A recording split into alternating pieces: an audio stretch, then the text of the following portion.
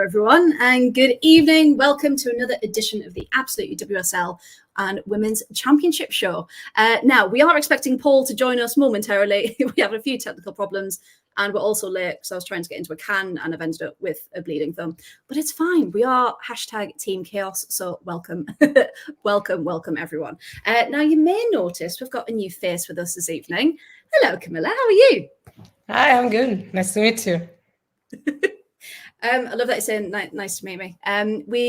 We've known each other, what, over a year now, maybe? Yeah, nearly 2? Almost, yeah. No, almost. A bit less. So tell everyone a bit about you, who you support. Well, I am obviously an Arsenal supporter. I'm from Italy, and actually this was my first time really into the WSL, but it was a very intense one. I was also able to come over there and watch them live 3 times, and this last week was the last one actually. And I had no idea that I was going to witness Vivian Miedema last game with our shirt when I first decided to come to watch this game. But then apparently that happened, but probably we will get to that a bit later. Yeah, we will. Absolutely. It's definitely been an emotional one for the first proper year supporting it. But yeah, you've done phenomenally well coming over. We've met at a couple of matches as well, and it's been brilliant. Good evening to Graham already. He says, Paul with internet issues? Surely not. And speaking of the devil, here he is. I say here he is. Is he frozen again? That's perfect Paul timing, that. Oh, Paul. Right. Okay. Paul, I'm removing you, mate, until if you do a little refresh, we'll come back. And he also says, welcome to the team, Camilla. So there you go. Thank you. Nice to meet you. And Chloe Bear, hello. Lovely to have you back. Lovely to see you again. Good to be back. Good to be here. Been a busy old week, exams and final stretch of my masters, but we're getting there. It'll be great. We're getting there, and you've had the football to keep you sane all the way through as well, haven't we? Now, so like I said, Paul will be popping in and out, and hopefully will join us again properly very soon. And these are our wonderful matches we will be going through. So actually, Chloe, starting with you, Liverpool 4, Leicester 0. Liverpool 4, Leicester 0. Now, there were some hat tricks in this one, and what did you make of it? Because I think Liverpool have just smashed it this season, haven't they? Yeah, and it pains me to say, as an Everton supporter, that Liverpool have absolutely smashed it out of the park. They've done phenomenal this season. I mean, they won the championship in their first year there. In the first year back in the WSL, they came 7th. This year they came 4th. Beattie winning manager. We'll probably touch on this more a little bit later, but Beattie winning manager of the year was just, I have literally no complaints from anyone about that. I think that's thoroughly deserved from him. But Leanne Kernan got a hat trick. She actually came off the bench to get a hat trick, which, if you're going to get a hat trick, might as well come off the bench and do it. Yeah, if you're going to be an impact sub, at least, get a couple of goals in while you're there. And I really rate her as a player as well. I think Kernan is so good, and she's just been named in the Republic of Ireland squad for their upcoming fixtures and fully deserved, I say. Yeah, she's a player who's struggled with a lot of injuries this season, and I've really enjoyed watching her. But Sophie Roman-Hay got the first goal when she got a header from Taylor Hines. I love Taylor Hines.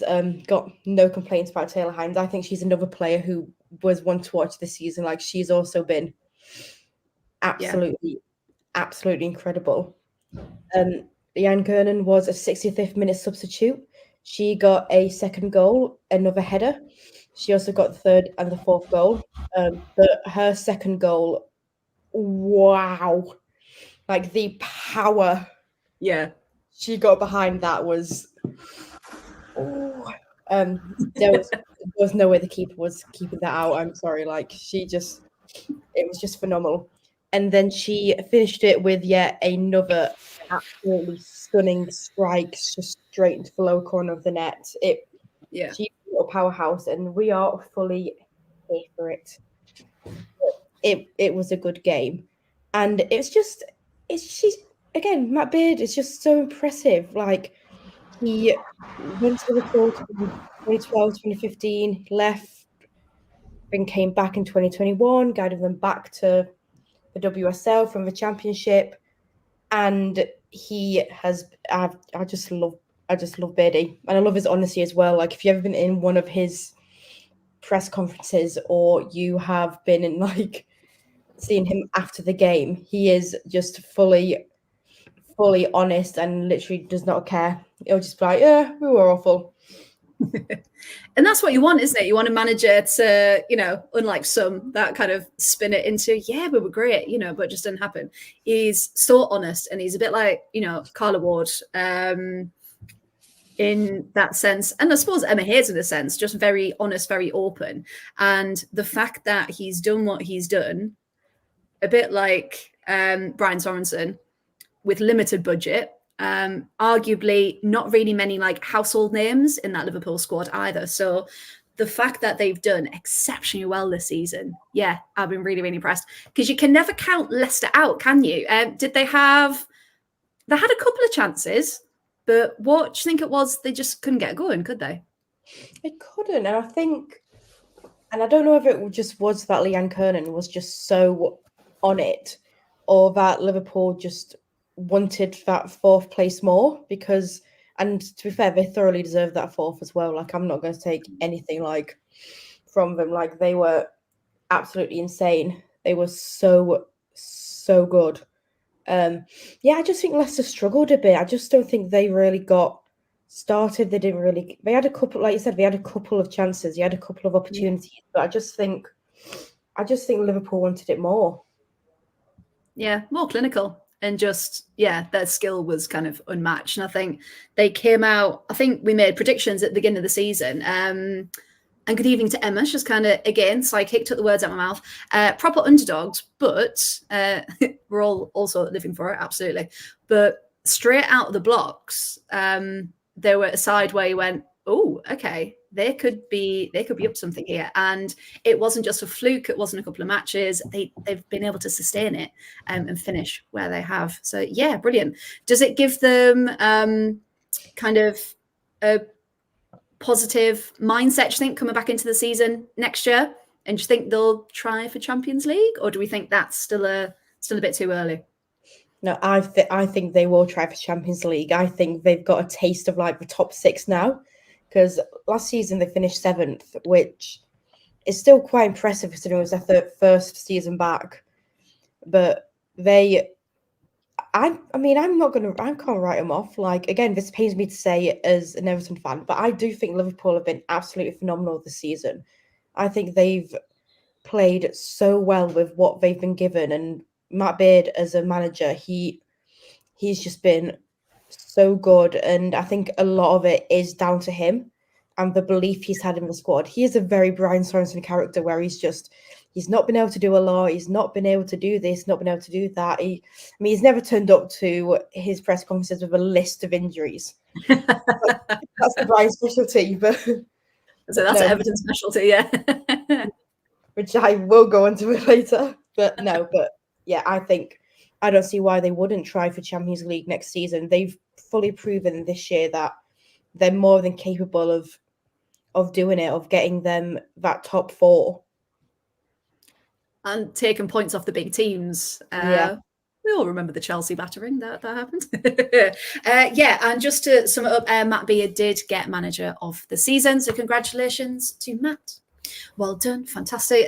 Very well deserved. A couple of people saying it should have been Emma Hayes because she won the league. But actually, Camilla's like, no. No. Not a chance. It should have been Brian Sorensen personally, but well, if it was fans manager of the season, I think it might have been Brian. With that one. But yeah, he did definitely deserve it. And what a better way to welcome Paul back in. Hello. Hello, Paul. Hello, everyone. Hello, Camila. Yeah. You have been introduced. you've been introduced to the chaos of. I have. It's a regular Yeah. night. It's a standard now. Yeah, it's what people tune in for. Everyone watching. It's all right. Hello, everybody. Yes, everything you said about Matt Beard was absolutely true, and it's awesome that he's got Manager of the Year. Although I agree with Chloe, I think fans' choice was Brian Sorensen or maybe Robert Villaham if you were being London centric. Yeah, and they all just seem like lovely men and like the type of men that you want in the women's game, because they're pushing, they want better, they want change, and they're doing it the right way. And yeah, all round good guy. Matt Beard is fantastic. Graham's welcoming you into the chat, Paul. You're back. Lovely. And Graham's also said, Liverpool giving hope to those teams hoping to get promoted from the Championship that you can compete and stay. Yes, absolutely. And he hopes it's his team next year. Absolutely. Because, yeah, Bristol have shown that there is such a gap this year and again. We'll go on to talk about Bristol with you again, Chloe, in a minute. But yeah, it feels like a situation where Championship teams, unless they do something massive, are just going to go straight back down. That we've mentioned a couple of times before. About this, can I ask you guys, what do you think about this? Maybe too early to think about adding 2 more teams to the WSL and be a 14 team? What do you think? Maybe it would be too unbalanced? We've talked about this before, haven't we? It's hard because if you look at the Championship, there's only a couple of teams that are properly full-time, have the backing of the men's club, and would really make a difference in the WSL, if that makes sense. So, yeah, Paul, what do you think? We're not ready for a 14 team league yet, are we? But maybe, hopefully, a few years. I think we are, but I think it would require Newco to be very, very brave and actively try and seek parity. Because I think in order for it to be a 14-team league, I think it has to be. But I think in order for it to be a 14-team league, it needs to be made easier to come up. By that, I don't mean easier to come up from the Championship, but once you get up, less of a gap. And I think the way to do that is not. A lot of people have been saying the way to do that is to say, well, the small teams have to invest. And I think at this point we're the other way around. I think you need to curtail spending, because I think we've seen with the men's Premier League what happens when you allow spending to go rampant. So this is where I could go into a rant about wage caps, which is probably a podcast in itself. But I look at the way North American sport does it to try and ensure parity, and I think that is the way that the women's football has to go. And I also think you can't have just one down from the WSL, because it makes life far too comfortable. I think you make it 2 down. I think you give it 2 up, because like Graham says, the quality this season, it's criminal. Only 1 team came up. Yeah, the Championship's been exactly my point. Yeah, there could have been any one of 4 teams come up, and I think it is way past time expanding the WSL. I have heard actually a rumor, supposedly, that Newco are considering no relegation from the WSL next year and 2 Championship teams up. So there you go. Because we talked about that, didn't we? Like an American style, no one gets relegated, kind of give everyone a season to adjust, a season or 2, and then bring that relegation back in. So that's interesting, if I think about that. There you go. There's an AFWSL exclusive for everybody. But I don't know. You'll get people say, well, the teams like Leicester, the teams like Brighton, I'm just picking the teams down that bottom end of the table, will have nothing to play for next season.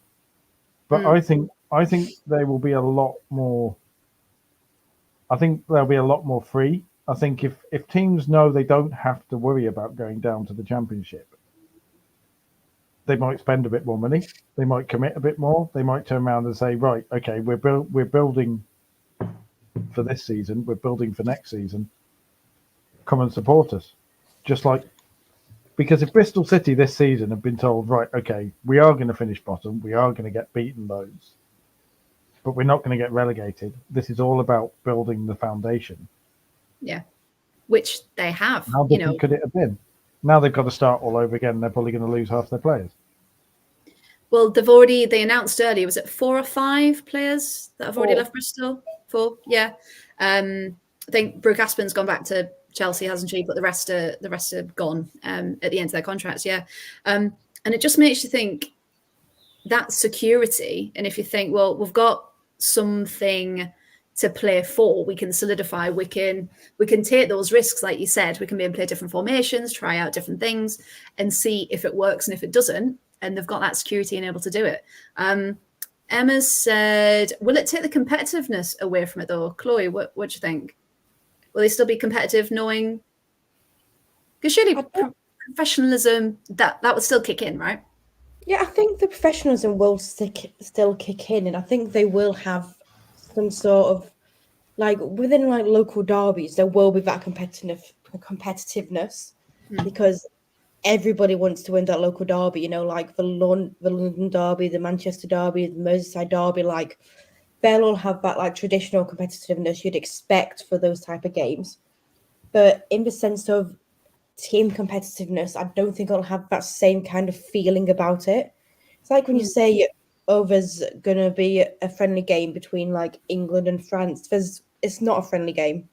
Now we all know it's not There's a friendly game of football. But you know what? The concept of it being a friendly, but we're all like, it's not a friendly.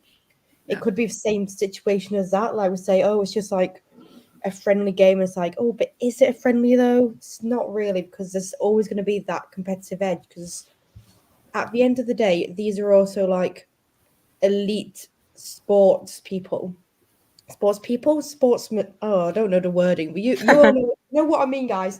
I know what I mean. That one. You know what I mean. These are like elite sports people, and like it's their nature to be competitive. So I think it will still have some competitive edge, but it just won't be as competitive as like we know it to be without a relegation. Yeah, and maybe it that can be the case, but for 1 or 2 seasons until the transition is completed. But you know that it's for the better, and it's to make it even more competitive if you can have 2 relegations and 2 promotions. So maybe you can accept it for a couple of years. Yeah, absolutely. Because if we look at the table, it would have been Bristol and West Ham that went down. Yeah. If we did have 2 spots, and considering all of the investment that West Ham did put in the winter window, that would be proper gut wrenching, wouldn't it, for them to have gone down? So that would then give them the fight back. So we saw in the Championship there were like 5 teams right till the end fighting for that one spot.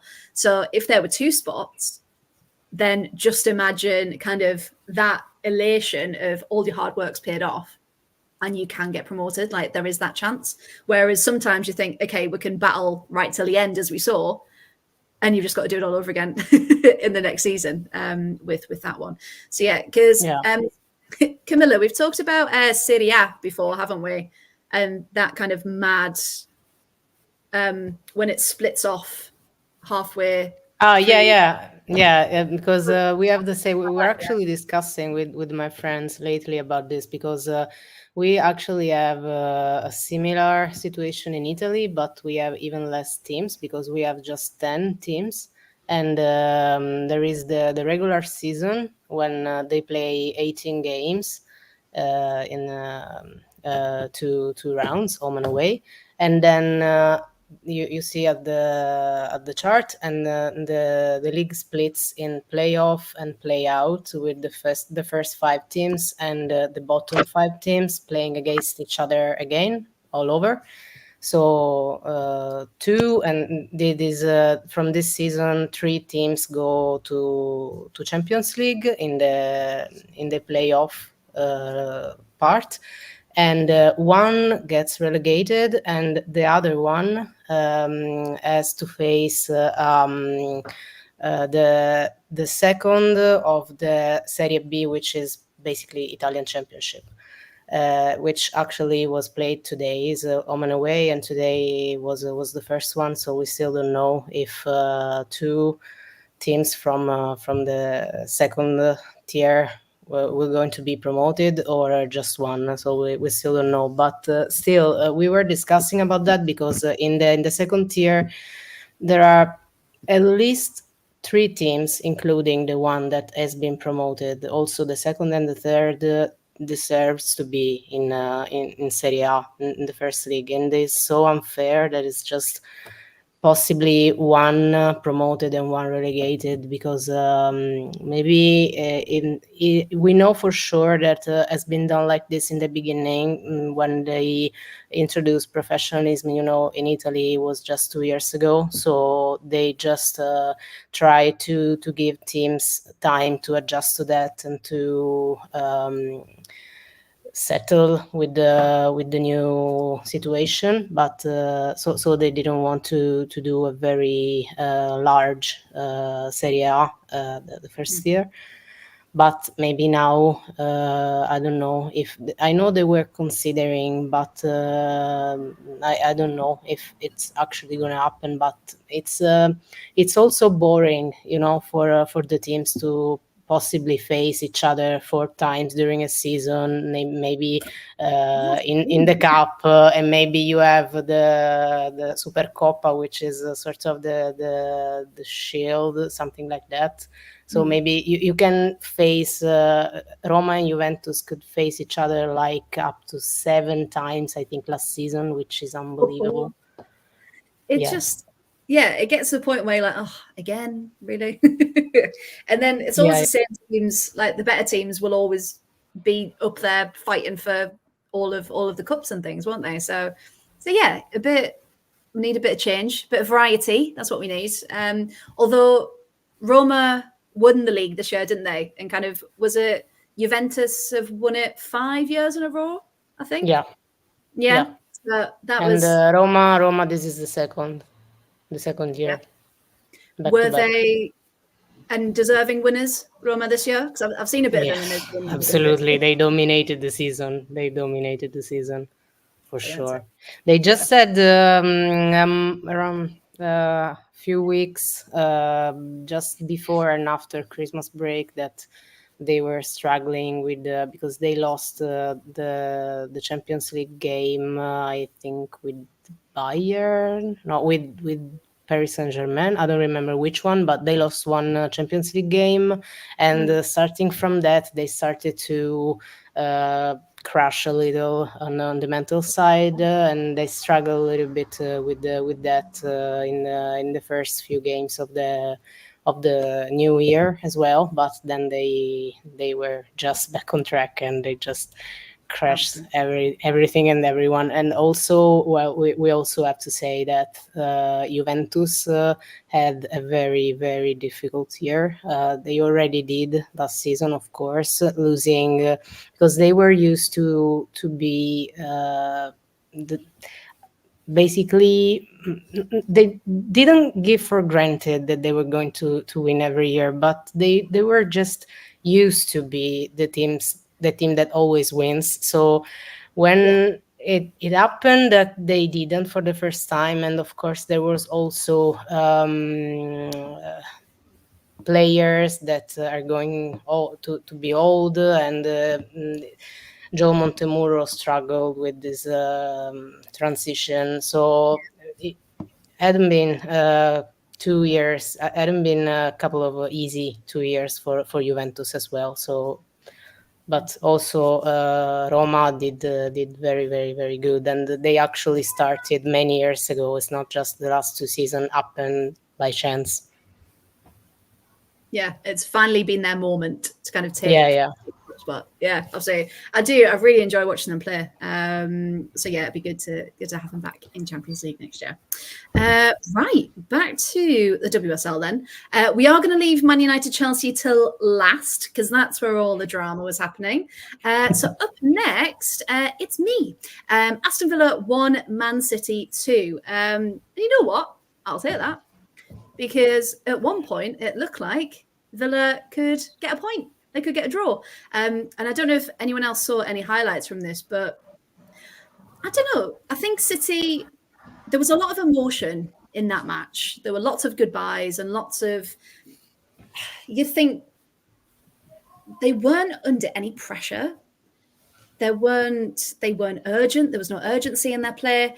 It seemed like they were playing like they'd already won it. And they were kind of like, yeah, we'll keep possession. We'll slow the play down. We'll not really go for it. And it wasn't really the match I was expecting because they still had a chance if they banged the goals in. Because I think we were talking about it last week, weren't we? And, against Villa, and their defense has been phenomenal this season. One of the things that's kept them where they are. But I don't think City expected Villa to come out and be as compact and as organised as they were. And it was really frustrating them. And I think instead of doing a Chelsea and being like, right, we'll work it out, we'll change it, they just seemed to crack a bit under the pressure. And they just didn't seem like a City team that wanted to win it. And I don't know if they believed that they could. It was very, very bizarre. So I was going through my notes from the time. So I was actually at the match. And there was a whole load of drama on that day as well. So I was trying to concentrate on that. And yeah, some of my notes did not make any sense. So I will not read those to you. I will read the ones that do make sense. So City knew it was their opportunity to get lots of goals. But because it was Carla Ward's last game at Villa Park, Villa definitely weren't going to roll over, as United did. And they showed their fight, their resilience, and what made them get to where they are. And it's that grit that Villa have. And when it works, it really, really works. I have to say, Kenza Darley, I think that was her best match of the season. The way she was playing was like, we call her the magician of midfield. And that's why. So if anyone didn't watch it, please go back for Kenza, because that was the best she's fought for the ball. Her passing is fantastic. Just her overall demeanor on the pitch was phenomenal. Definitely best game of the season for her. Annoying that she comes back into form when England are going to play France very soon. So hopefully this is a one-off, and then she can go back to being off form. But yeah, she was brilliant. Kirsty Hansen, as always, some brilliant runs down the left wing. Alicia Lehmann, I've had my issues with her because she's good. She is good. When she turns up, when she concentrates, she's very good. Unfortunately, I think as the league's growing, I don't know if she's still at the quality that a team like Villa are trying to get, because they're trying to push for that 5th spot again, top half of the table. And she's just too inconsistent. For that, there were a couple of times where I thought if Adriana Leon was on, because Dree did come on for her later in the game, but I thought, Dree would have got that ball. Dree could have turned it there.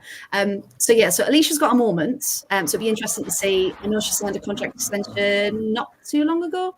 It'd be interesting to see what the future is there. But yeah, when Dree did come on, we love our Dree. It was, she, again, phenomenal. From a City perspective, Jess Park and Chloe Kelly seem to really struggle in their partnership. I didn't know if it was just me, but Chloe Kelly, I think we talked about her before. She's had a bit of maybe a lack of confidence.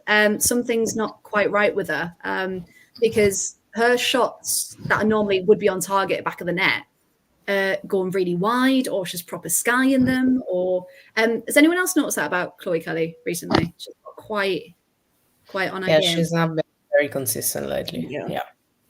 Yeah, absolutely. So yeah, it was quite, I don't know, disappointing from a City perspective. And I was looking at some stats, and City, right, you ready? They had 31 shots, right? 12 were on target.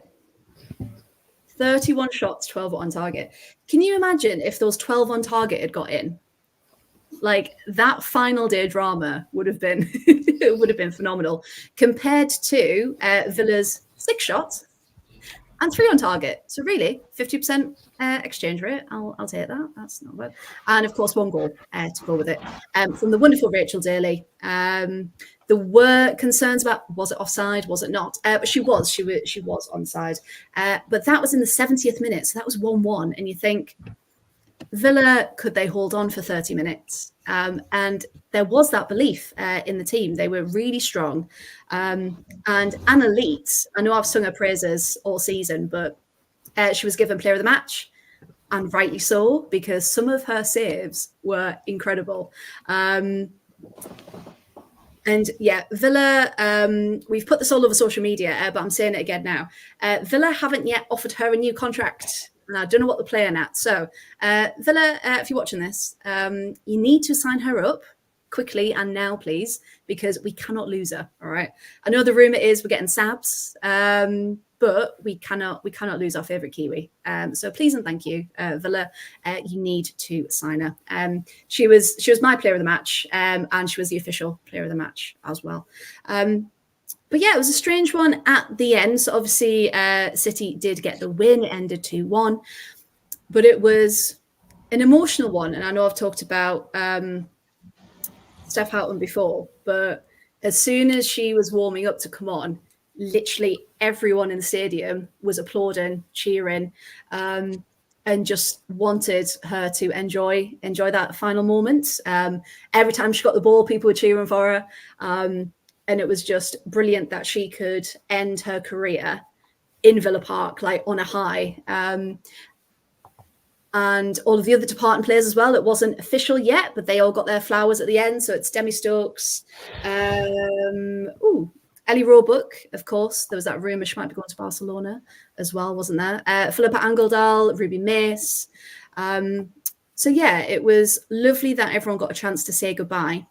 And of course, the fans got a chance to say goodbye to Carla as well, because we're gonna really miss her as manager. She's done so much. So just a massive thank you for her. And Emma's absolutely right. Oh, not that one, but I do agree with you there, Emma. The atmosphere was really weird at the end. It was sad, but not. Yeah, it was a strange one. Everyone was really happy and grateful to say thank you and goodbye. But there was also the sea of City fans, and I do have to praise them. They were really, really loud all the way through, and they got given flags as well. I want a flag. I don't know why we didn't get flags. So yeah, Villa as well, flags, please, next time for that one. But yeah, it was a strange atmosphere. But ultimately, because there was a woman next to me, actually, I didn't have any signal whatsoever. She was streaming the Chelsea match on her phone at the same time. And I was like, how is this happening? What's going on here? But she was one of these women. She was like, 2-0. Which is like, what are you doing? And then she was like, 4-0. Chelsea have won. Chelsea have won the title. I'm like, all right, gives it, it's not over yet. Give City a chance, but yeah, she wasn't too best pleased, because half of us were like, oh, we might see the trophy be lifted at Villa Park. No, it wasn't to be. So yeah, City could have done much more, I felt, but really proud of how Villa played. And yeah, just a really, really good end to the season for Villa. So despite the start, which I think 5 games in a row they lost, so everyone had kind of written them off, going to get relegated, all of this nonsense. Brought it back, had a really good game. I'm really excited for, now we've got most of the injuries back, what next season's going to bring. Hopefully 5th or 6th again. I'll be quite happy with for Villa in that one. Right, I'm going to shut up now. And next up, Camilla. you're going to talk to us about Arsenal beating Brighton 5-0. Now, we talked about this was an emotional one for varying reasons. But yeah, you were there. What was the atmosphere like? Talk us through it. What's your match report, please? Yeah, because honestly, I am not sure I can talk about it from a technical point of view. I mean, I can only say, well, before I go into the media drama, I would just say I was very pleased to see Lassie scoring a brace because this has been right in front of me. To be fair, this has been a very weird season for her. I mean, she has been doing good, but also struggling a little bit. She hasn't shined. Yeah. She's been doing good. I mean, I'm really happy with their season, but she also in some key part of the season received some criticism because she was not scoring as much as someone could have been expecting from her. But I think that honestly, it was also both her needing to adjust to a new team and the new team needing to adjust having a striker like her. It was kind of both, and I was happy that both her goals were just like being exactly where the striker is supposed to be. And I was so happy with both the air goal dynamics because the first one was just a very, very good positioning, and the second one was just being there, taking advantage of the defender mistake, and do what you have to do. So I was just happy that she shows signs of possibly be on the right path for next season. So yeah, because no, I was just going to say quickly, sorry to interrupt you. Paul, I know you've talked a lot about Alessia and where she should be playing. Camilla, do you think that she's better as that striker, as a 9, or is she better as a 10? None of that. I think that she's what's the word, because I don't remember what's the word I was asking you the other day. We were talking about the second striker, Yeah, something like second striker. Yeah, but it's a system that we don't use in Arsenal, so it's and then not even in with the Lionesses. So I don't know if she will ever have the chance to be what I think honestly is a real position. She's not a 9 and she's not a 10. I think it's an 11 in the old system. I like it. Okay, so which team are we going to give Russo to that she can play this role? None. I stick with Arsenal and change the manager possibly. Oh, very good. Right, we'll get onto that. Yeah. No, I mean, I don't want no. So now I'm sorry. I really can't talk about the game itself, and there isn't much to say. I mean, it was just 5-0. So I think subs just did a couple of saves. Probably it was Brighton pretty much was never dangerous. So I don't know what to say on the technical point of view. Also because I didn't rewatch the game after being at the stadium, and at the stadium was too emotional because of course, as I was saying, Paul, you were not here. Well, I don't know if you heard. I was saying I had no idea that I was going to witness Vivian Miedema last game with Arsenal shirt when I first bought tickets for this game, and it was just, I think it's something I knew that it was going to be emotional, and I was devastated when I first heard the news, but also happy because I had the chance to be there for last game. I knew it was going to be tough. I had no idea it was going to be this tough. I honestly, I think I am not ashamed to say I never cried like that for something related to football my entire life. Not during the game. I mean, during the game, at some point when where there was the applause at the 11th minute, and she was still on the bench, and the entire stadium applauded, and she was clearly touched by it. Mm. Not even when she was when she subbed in.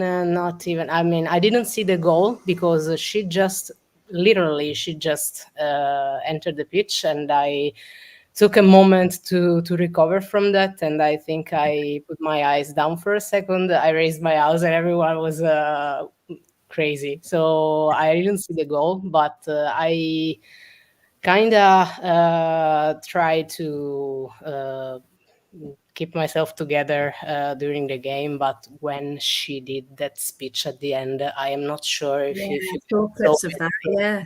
Yeah, because I think it was on TikTok, on Instagram somewhere. I don't think that the live showed it. The match live showed it.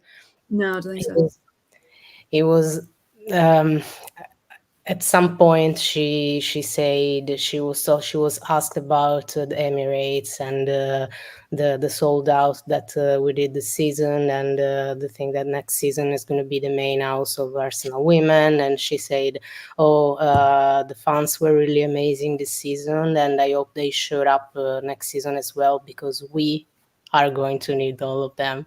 And she said, and she corrected herself and said they. That moment, I think you could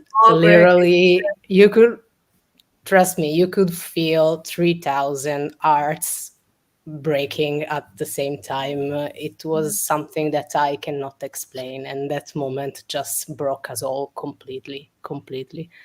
And is something, the thing is that I mean, we are probably gonna need to be over this at some point. I'm not there yet. I'm not sure I will ever be, and because the thing is that it's also something that gets you angry, because you could see that she didn't want it. We didn't want it. None of the players wanted it. So it's just, I mean, I don't want to just blame Jonas, because of course we have no idea what happened. We can't be sure that it was his decision. We don't know. I don't like to blame anyone. I don't like to jump to conclusion without knowing what happened. But someone will have to explain this to us, because it was just too much. It's not just some random player that we are letting go. It's Vivian Miedema. It's It's Vivian the Miedema greatest of who all is time. is Vivian Miedema that has been what she has been the past 7 seasons, and she's 27, and she basically missed the last 2 seasons because of injury. And honestly, if this happened because of that, because someone at the club didn't believe that she can come back Vivian Miedema as she was before the injury, it's just, I mean, no. No. It's like, watch this space. Watch her come back on the revenge tour, same as Beth did a couple of years ago for the Euros. Exactly. Yeah. Exactly. Do you think she will go to City? Because there was a rumor that she's going to go to Man City. Honestly, I agree with what Wyatt said. I hope that she stays in the WSL, and I hope that she scores at least a brace against us every time she meets us. Honestly, I wish that for her. Yeah. Absolutely, yeah, because people were saying, well, she's with Beth, so is she going to stay in London? Will she move further afield? She needs Champions League, really, so City this choice. I honestly wish that she stays as close to London as possible, but also, I don't know, it's their private life. I don't want to go into that. I mean, we are, of course, the temptation to go there is big, but I just don't want to go there, because I know that it's too hard on them already without us doing this. Loads of speculation, absolutely. Yeah. And there was a video of Beth saying, "I'm not going anywhere." Someone did shout and ask her if she was going. Yeah. one more thing I was going to ask you. So Sina Blackstenius, Emma, has signed, I think, is it 2.5 year deal, 2 year deal? Happy that they've committed to her now, because there was a lot of, were they going to swap her for Russo? Were they going to, do you think she's cemented herself now in that Arsenal squad? I am happy with Stina as long as she keeps scoring as many goals as she did. I mean, she scored 18 goals for us this season through the all competitions. So she is our top scorer. She is the season top scorer. So I am happy that she stays, of course. I don't know if Leslie as a 10 or as a 9 can be a permanent solution for next season, honestly, because I don't really like as that Leslie doesn't like it. It's obvious every time that Jonas started them like that. As soon as Stina got off the pitch and Leslie went forward as a 9, she striked. She scored every time. As soon as Stina went off, she scored. So I don't like them together, honestly. She can either be a substitute for Alessia, or there can be other tactical solutions, but not like that. To be honest, I don't know if Jonas will obviously stay, at least in the beginning, but it depends on how the season goes. I think next season for him is the one where he really needs to deliver something. Needs to up his game, doesn't he? Good old Jonas. And because as well, Arsenal are eyeing up Mariona Caldente, apparently, which apparently, yeah, apparently to fill that spot. So I wouldn't mind. No, I wouldn't mind. I just can't accept the way it was presented, because the news went out the same day that the Viv's news went out. So the thing was Mariona Caldente is supposed to replace Vivian Miedema. No. Just don't talk about it like that. No one will ever. Let's just put this clear. No one will ever replace Vivian Miedema. That's for sure. Oh no, definitely not. Paul, what did you want to ask? Something came up, didn't it? Well, I was wondering Camilla's view on this. That apparently an interview has come out in the Dutch press today. Oh no, I haven't seen that. It's only recently appeared on Twitter, and basically a source close to the team has been asked about the Miedema move. Now, there is some speculation that this is Beth Mead briefing. Ooh, now, okay. So, proper gossip. And the quote from this person is that Viv Miedema left because she's not been happy at Arsenal for some time, not with Jonas, and not with the direction the team was going. One of the major problems was that Jonas Eidevall was like milk boiling over. He'd often fly into a rage out of nowhere and shout at players. And then another source close to the team says Miedema was unhappy with the medical treatment and thought that she was risking her career staying at Arsenal.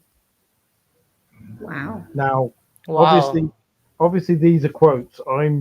I don't know stuff either way. I'm just saying what's in this interview. But given some of the other stuff that's been said about Eidevall, and given his temperament, and given that clip of him and Miedema falling out at Everton, do you think that all of this, oh, I'm sad, is Miedema basically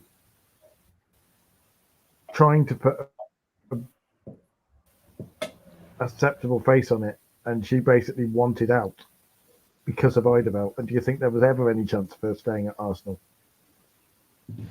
Oh wow! Well, of course, I didn't see this interview, but I'm not surprised, honestly, if the medical thing is true.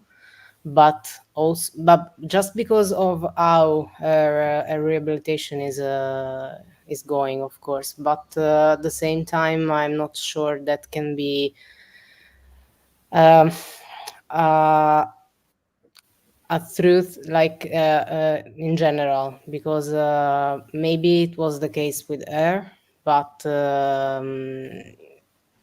it wasn't the case with Beth. And of course, it's always different with how people recover from injury. You can see Beth's journey, and she basically, on the first time that she was on the pitch again, was like almost as she never left.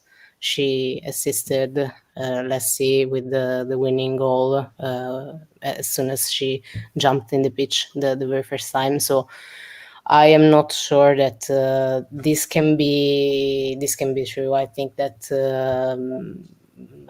of course these are just rumors, and we can know if any of this is true. But if you want me to say something about Jonas and about the Jonas situation, honestly, I have always liked him during the season, because I always appreciated how calm he was, and the what you could feel from his word that his temperament was just the opposite of what has been described here and what we saw in that video. So we have no idea what's actually. I mean, the only thing that we know for sure is that we saw the images that we saw. That's the only thing that we are sure about. But what happened before that, and what they say to each other, maybe Viv was I don't know, angry for her own reason, and she just overreacted to something. We have no idea. We honestly have no idea. I mean, it would be easy to just tell you, yes, I agree with that. Yes, it's definitely, because we need someone to blame. I honestly want to know what happened, because we need someone to blame, because we just can't accept that we are losing Vivian Miedema. But until we hear something from her, I don't want to go through that path, honestly. No, because it does make you question. There's got to be something deeper, because why would you let Viviana Miedema go at 27 with her talent, with her everything? It just, So it'd be great to be a fly on the wall to find out a bit more information, because, there's a lot of things that don't add up. But ultimately, we want the best for her. So if she did feel that the club wasn't right anymore, and the club felt it wasn't right to keep her for whatever reason, then, fair play to her. And we'll follow her. We'll wish her all the best. And hopefully, she comes back and scores a hat-trick in every game that she plays against Arsenal, because they deserve it. Yeah, absolutely. No, the only thing I can say, but of course it's just an impression, it's just a feeling. That the woman that I saw with my own eyes on Saturday wasn't someone who wanted to leave. That's the only thing I can say. But it's, of course, maybe that was an emotional day, but you didn't have the impression that she wanted that to happen. Yeah, because if it's been your home for 7 years, it's going to be a lot. Graham's got it sorted. That chapter in her biography is going to be epic. Absolutely, I agree. Yeah. In fact, Graham, tell her to get it written, and we'll all order a pre-order for that one. Brilliant. Okay, so that ended Arsenal 5, Brighton 0. Yeah, unfortunately, Brighton just couldn't get anything from that match. They weren't up to it. It was nice to see Arsenal actually making the most of their chances, being quite clinical in front of goal, because we know that's been an issue this season. But some really bad goalkeeping errors, which usually Brighton aren't too bad with. So it was a trend, goalkeeping errors this weekend. So Chloe, we're going to come back to you with Spirit of the Blues, Everton 4, Bristol City 0. Any goalkeeping errors in this one? Just a couple. I found a fun stat actually, that that Bristol have conceded 70 goals. I heard that was on the commentary, wasn't it? They've conceded 70 throughout the entire season, and scored 20. Oh, Wow. oh! I came up with a joke. Are you ready? Right. The opener was a nice goal. It was nice. It's nice goal. So Camilla, a few weeks ago, watching the Everton match, and the commentator's like, Katja's nice. And Georgie went, is he saying that's nice? And I'm like, no. Her name is Katja Snois. In our best pronunciation, of course. So now it's always, that's nice. But it was very nice, wasn't it? It was a lovely goal. It's one of the best stories. But We absolutely love a commentary blunder or just a pronunciation. Oh, so many, yeah. But yeah, No, back to you. It was a good goal. It was a really good goal. Sarah Homegaard also got the assist, and then for the second goal, they swapped with each other. So Katja got the assist, and Sarah got the goal, which I always love. So it's quite funny when one goes one assist, and then it goes vice versa for the other one. Yeah, help each other out. It's just quite fun, isn't it? Just kind of one of those top tier TV situations. But yeah, Everton won 4-0 against already relegated Bristol City. Katja Snois scored first. It was a brilliant. Well, they scored first and scored the only time, so that was a bit pointless. Bit of commentary, wasn't it? Yeah, no. Katja Snois got the first goal with an assist from Sarah Homegaard, and then Homegaard got the second. She slid it into the far corner of a side foot. Snois passed it to her, and it was absolutely stunning. Very early into the second half, Emma Bissell scored, actually against her former club, which is always quite fun. She volleyed it in from Catherine V's cross, and your friend and mine, Martina Piemonte, scored in injury time, which was Yeah, she did. Which was a really nice goal, actually. That's why she's. Wait, I always get the pointing wrong. Right, on my camera, I'm pointing to the correct one. I don't know if I am on your camera. You are. Yeah. After the embarrassment of pointing the wrong way last week. So that's why she's on the door to get that goal, and that was a glimpse of what she was doing in Serie A, and we just haven't really seen it for Everton this season. Mm-hmm. And when it went in, I was just like, oh my God. Ending the season on a high. Right. When she's played, she's been absolutely incredible. Like, I want to see her play more like that. I think she's such a good player. She's such like a good physical player. She's a very intellectual player. Like, I just think she's really, really incredible. Like, I really enjoy watching Martina play, and I'm very excited to see what she can do next season. But yeah, can I ask? Yeah. Can I ask, in your opinion, why she didn't get more minutes? Because we have been wondering a lot about that in Italy. Oh, that is good. Go on, Chloe. Why? Why? I mean, you would think she would with the amount of injuries Everton have had this season, wouldn't you? Well, and especially with the season that she had last year in AC Milan. Mm-hmm. Yeah, I think we've all been surprised by that, to be fair. So I don't know whether it was just maybe taking a bit of time to adjust to playing styles, because there was a bit of time where, again, you would see glimpses, but she wasn't quite gelling the rest of the team. So I think maybe she's got more minutes towards the end of the season, I think.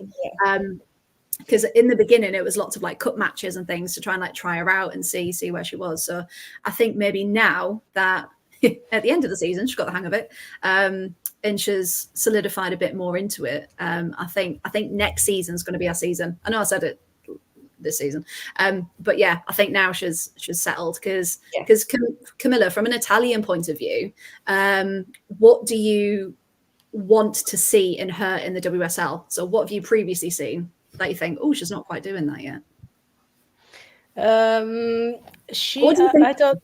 Yeah. I don't know why, honestly, because every time not every time. I mean, most of the time that I saw her playing this season, she did good, honestly. But she kind of felt to me like she was isolated from the rest of the team. Yeah.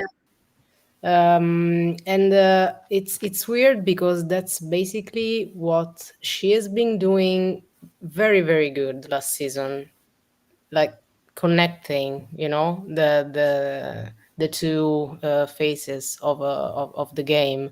So and her being so physical in such a physical tournament as the WSL, I have no idea why she's been struggling like that. Honestly, I'm still trying to figure it.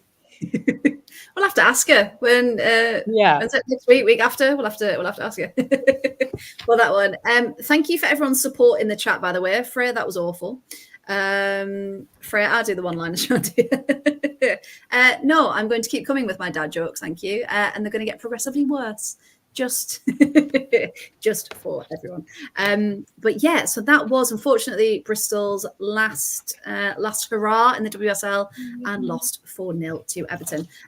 Oh, Chloe, I was going to say, do you reckon Bristol, because a lot of the time they've managed to hold off teams, like big teams, until like the 60th, 70th minute, but do you reckon they expected Everton to kind of come out and dominate as they did? Because I think they were caught a bit off guard.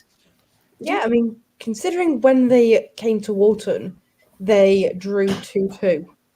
I fully thought that they kind of expected to have the same kind of like draw, because I expected a draw again or even Bristol to win, because I feel like these last couple of games Bristol have been trying to prove something, like, yeah, we're relegated, but we're not giving up. Proper fight. Yeah. Like, we're going to fight. We're still going to show that, like, we did deserve to be here.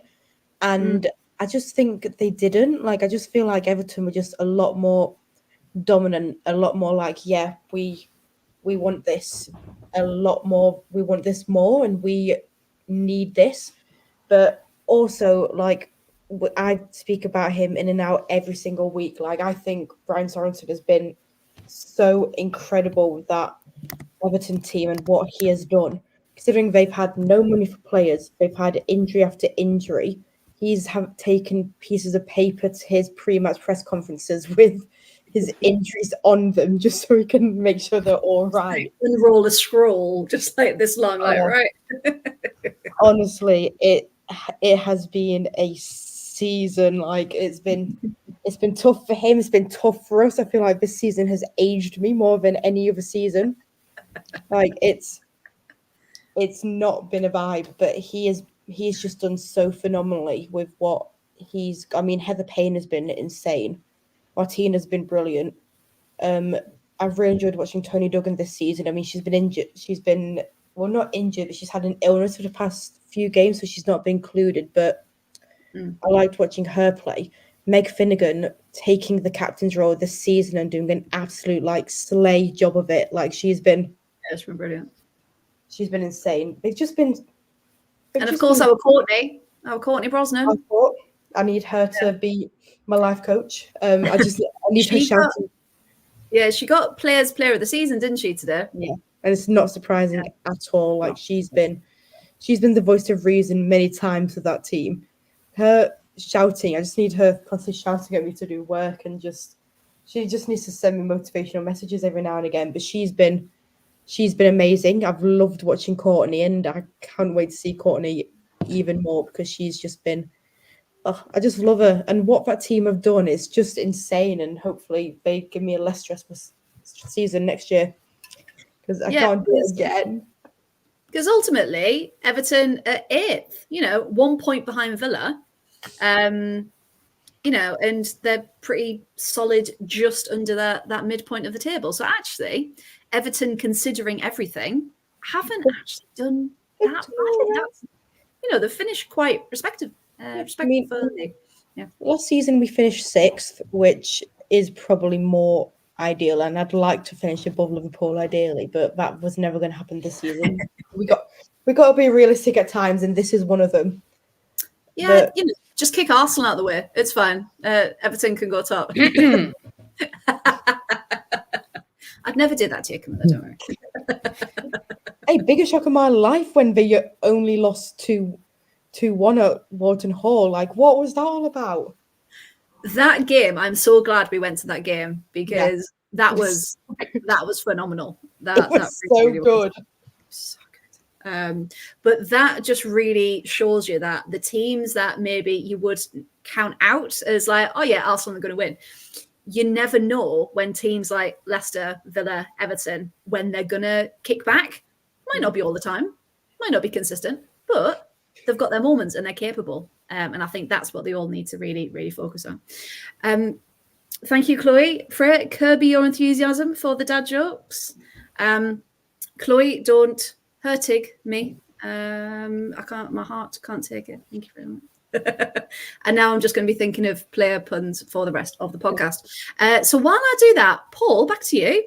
Talk us through Spurs 3, West Ham 1.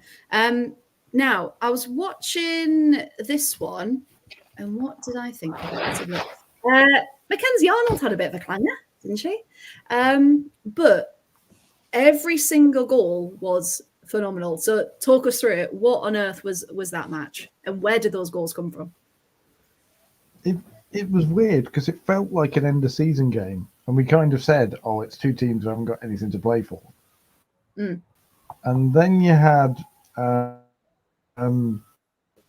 basically Jess Naz decided to turn up and say, "Pick me for England."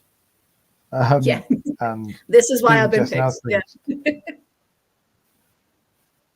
I mean, I was trying to make a nasty joke in there, but I couldn't get one that worked. Hey, so, well done. You must have been nasty to play against. There you go. You can have that one. But just it was a game. Spurs showed how good they can be because they outshot West Ham 15-8. Jess Naz did Jess Naz things. Drew Spence's goal in the last minute of the season, absolute banger as well. Just to say farewell to the Spurs fans with an absolute. You know, I confuse people sometimes because I come from ice hockey and refer to stuff like that as just that is absolutely disgusting. Like, I sound like I'm actually annoyed by it, but it's a compliment. The skill behind it was just that was just obscene. Like, genuinely, you just watch it and go, "Oh, stop it!" Like, not even. Yeah, you just like. It's moments like that where you think you just want to show and repeat to all the kind of Sunday League footballers who go, "Yeah, we could do that." It's like, no, you couldn't. No, you couldn't. That's the gap. That's women's professional footballers. They up right there. But Beth England scoring because Beth England scores. That's what she does. That's what she does. And shout out to Rico Recchi as well, because she is very quietly been superb for West Ham, and nobody's mentioned her whatsoever because she plays for West Ham. That goal was beautiful. Yeah. Talk us through it, Paul. What was it? She just has. You know, it's not even that goal. I just love watching Rico Recchi because I love watching players who are artistic, who just like have the touch, as it were. And Rico Recchi is one of those. I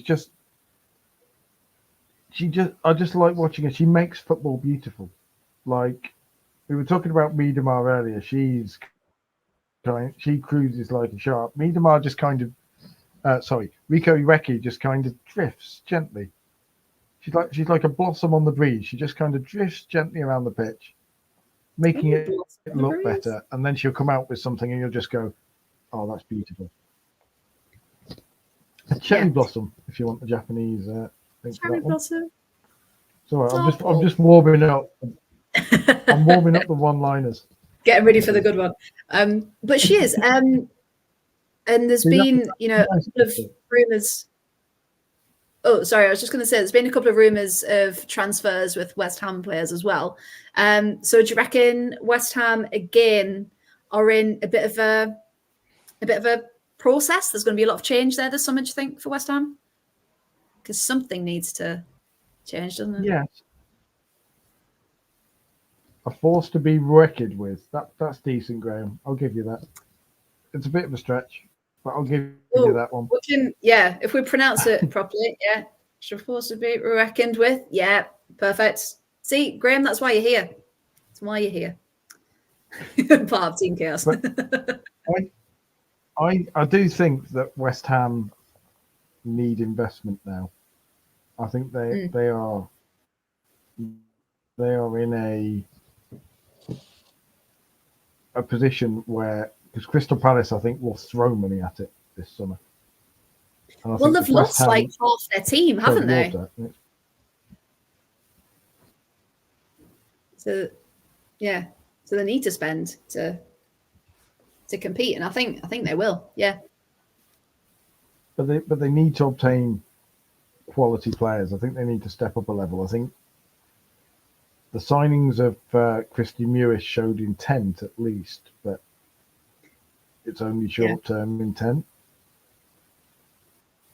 They need to build on from that, and like you say, they've lost so many players. They're effectively building a new squad, so they need to. Rhiannon Skinner really needs to get her negotiating boots on.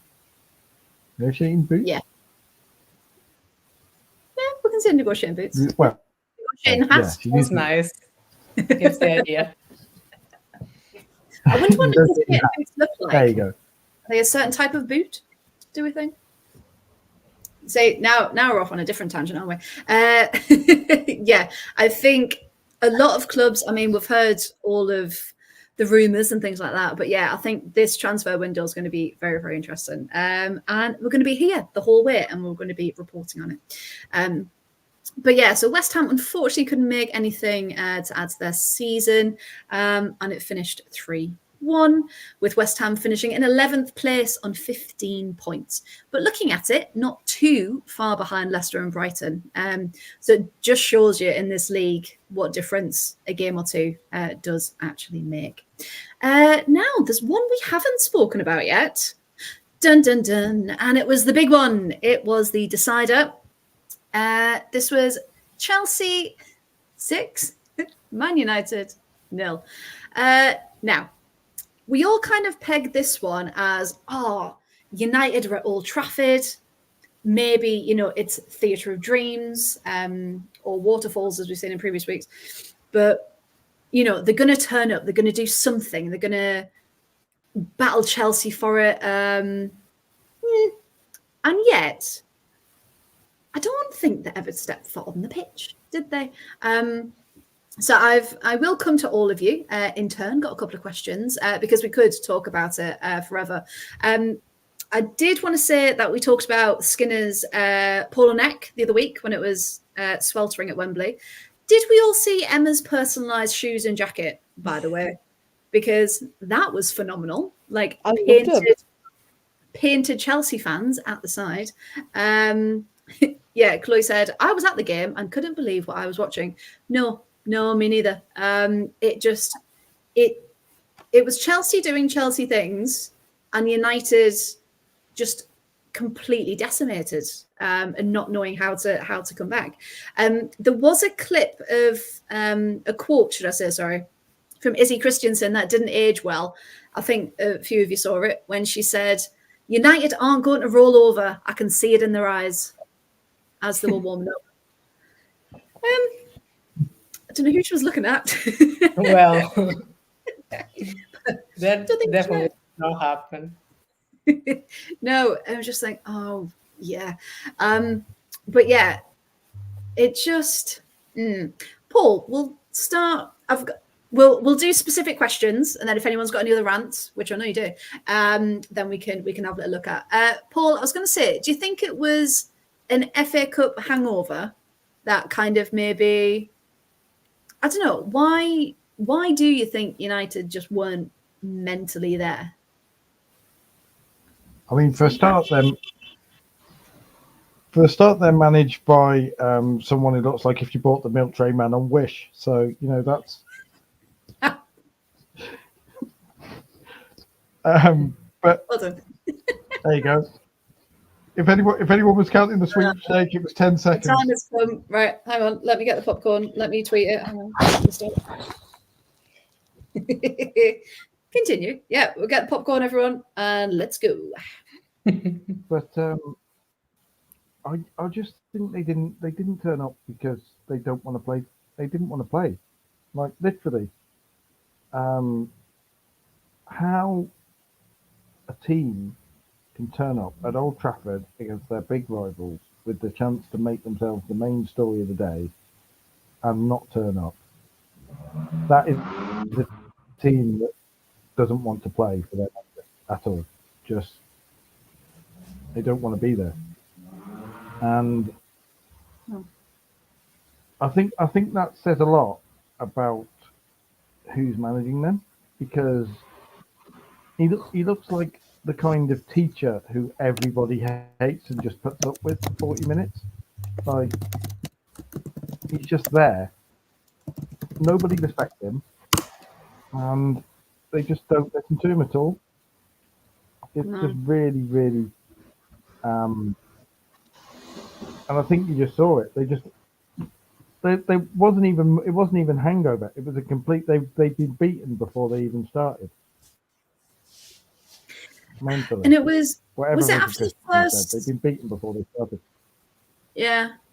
Was it after the first or second goal where Katie Zellum, was it this match? She kind of just like shouted at everyone and got everyone around her and was like, right, enough. Like, to kind of bring them back. Was that this game? Have I just made that up? Anyone else remember that?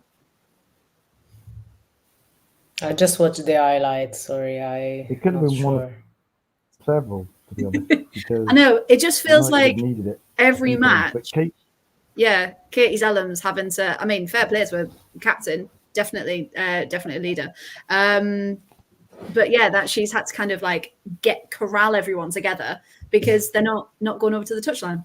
They're not going over to him. They're playing for themselves. They're not playing for him, are they? I mean, I don't know whether he hasn't changed that polo neck and he smells, and that's why they won't go near him. But he's got an exclusion zone around him. They just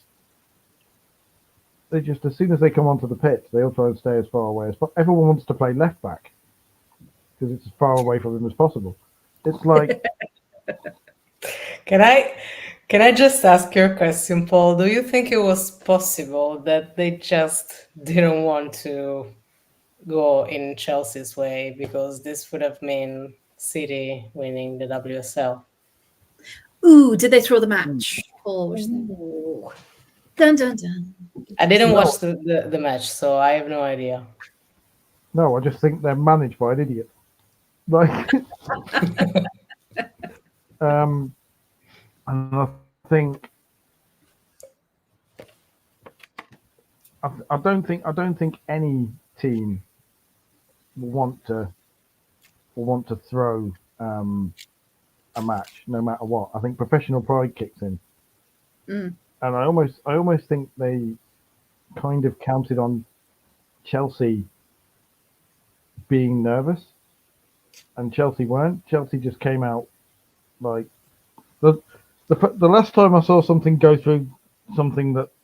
Yeah, we'll get this out. See, I'm so excited now. The last time I saw something go through something as quickly as Chelsea went through the United defence, it was courtesy of a very dodgy curry and half a bottle of laxatives. Oh God. I'm sorry. Welcome to the podcast. You got there first. Like, it was the football equivalent of shit to a goose. They just straight through, like. It was just the strength, the technicality, the everything.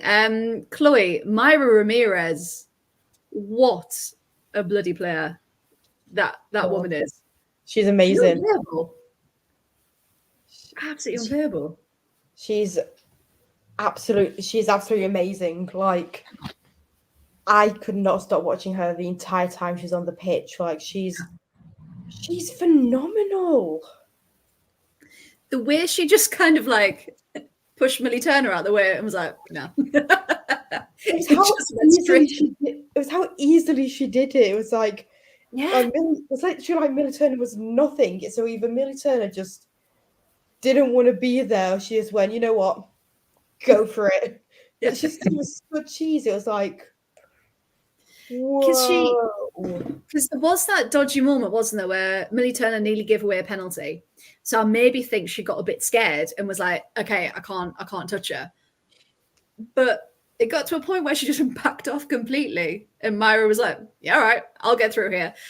But yeah, opening the scoring within 2 minutes is, I mean, that sends a message, doesn't it? Yeah, 100%. If they score in 2 minutes, then you kind of have a inkling on how the game's going to go, that Chelsea were going to win it. Like considering Emma Hayes wrote them off completely 2 weeks ago, it's incredible that they won it. Back, yeah, absolutely. In Kieran's absolutely right there. Chelsea came out the blocks with a job to do, and Blue United away, they were phenomenal. Yeah, absolutely. They did such a phenomenal job. And that was the Chelsea. I mean, Chelsea are a team that kind of personally I've never really connected with. I don't know what it is, but I just never have, like, emotionally. But the last couple of weeks, I've really just enjoyed watching them play, like, as a complete neutral, and the way they showed up. And I know Paul always talks a lot about kind of like artistry and enjoying like the skill and the, watching how really elite players, work the pitch. It was just a joy to watch, and every single player is an attacking threat. To the fact that Loopholes hasn't scored since 2021. But she did. She made it 5-0. So hasn't scored in 3 years. Turns up at Old Trafford and went, hang on, I'll have this one. But yeah, Chloe, I was going to ask you, what do you think United were feeling going into halftime 4-0 down? What do you think they could have said to try and get something back? Shall I just go home now? It's probably what they're thinking. Like, we'll just give up now. I mean, none of them looked like they wanted to be there, did they? Even I don't think Marios was playing at her best, and she's someone I've praised a lot. Oh, like, she was fuming. Angry Herbs is quite funny though, because you can tell when she's annoyed. She shows it all on her face. Yeah, it's quite funny when she's angry. But yeah, I just don't think they wanted to be there. No, because you can talk about goalkeepers and yes, having to make those saves, but a goalkeeper is only good as your defense, really. And if the rest of the team's letting you down, well done, Graham. There's more gaps in United's defence than the Old Trafford roof. Maybe that's what they were worried about, getting a shower. Like, it was beautiful conditions, but maybe they were quite worried about just being absolutely drenched. But it was, yeah. But I mean, massive moment for Frank Kirby. And I will say that the travelling support for Chelsea were phenomenal. You could hear them. Not that United had much to sing about, but like you could hear them all the way through. The Emma, what's the score? That was quite good. I did enjoy that. Just Emma looked like a kid in a candy shop. Candy shop? Who do I think I am? Sweet shop. But yeah, she was absolutely living life as you would. But yeah, Fran getting her 108th goal for Chelsea at Old Trafford was just like a moment, wasn't it? Now, Paul, I wanted to ask you, we know that tactics and player choice has been a constant theme when talking about Skinner in United this season. Was it the strongest formation, the strongest lineup, did you think? When really the only players that I thought actually showed a bit of grit about them, Jess and Lucia Garcia were the only two, I think, fighting. And of course, their top scorer, Nikita Paris, didn't come on until the 77th minute. So what were you thinking about those choices? Again, I don't know what world Mark Skinner lives in, but it's probably a place most of us can only reach with a lot of pharmaceuticals, because it just bears no relation to the real world. Like his post-match press conference as well. Did you see he got really snippy in his post-match press conference? Yeah, what was he described as? He was described as prickly, wasn't he? Prickly in his post-match. I think it was. He said he tried to say something about how he was always in for a lot of criticism and people always wanted to make drama out of Manchester United. It's like it's not hard, mate. You know, you're giving us the ammunition. All we're doing is firing it. Like, Yeah, because he said something about he wants less talk about scandal next season and more talk about football. We'd love to be honest. We'd love have it if less we were talk from talking Skinner? about outrageous things. Yeah. Like, I think most people would just prefer less words because he'll never use one word when he can use 10 to say the same thing. And like, And we've said it before, he talks a lot but doesn't actually say anything.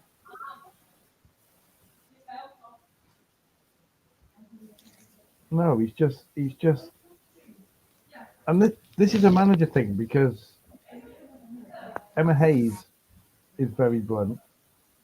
Jonas Eidevall is very measured with his words. Very precise. Yeah. Matt Beers, Robert Villahan, all of those have genuine, you feel the warmth from them. It's like Mark Skinner feels like his words are produced by committee. He just, like, he's got there's nothing there No. at all. Because there was, what did he say? Where's the it's not an easy job, Manchester United manager. We know it's going to be tough and we're going to give it our all.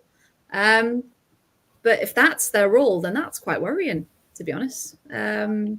Although the commentator did say something interesting. He said, let me get it.